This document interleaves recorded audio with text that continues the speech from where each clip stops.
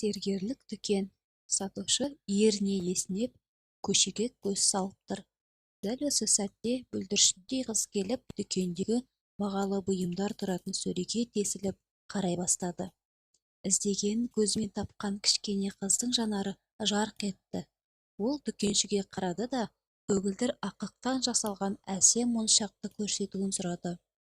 «Бұл менің әпкеме, әдемі қорапқа салып орап бере аласыз ба?» деп сұрады бейкүнә періште.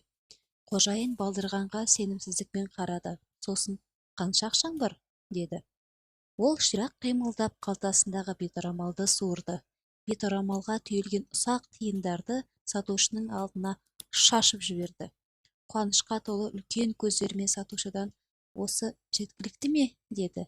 Бәрі де майда тиын екен. Ақша санай алмайтын пәк жүректің иесі әңгімесін мақтанышпен жалғастыра берді. «Мен әдемі моншақты әпкеме сыйлағым келеді. Анамыз қайтыс болғалы, ол үнемі бізді бағумен өзіне еш қарамай кетті. Бүгін оның туған күні, оның көздері түстес моншақ оған жарасар еді. Мен бүгін оны қуантқым келіп тұр». Қожайын моншақты алып ішкі бөлмеге кіріп кетті. Ол жақтан өте көркем қорапша әкелді де моншақты ішіне салып, сыртын көк түсті баумен әсемдеп байлап берді. «Ұста!» деді қызға ол. «Абайлап жүр». Қыз бала сыйлық алғанына шаттанып секіре басып үйіне жүгіре жөнелді.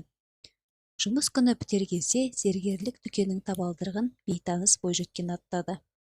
Ол сатушының алдына оған таныс қорапшаны қойды. Оралған қағазымен бауды жеке берді. «Мына моншақ осы жерден алынды ма? Бағасы қанша екен?»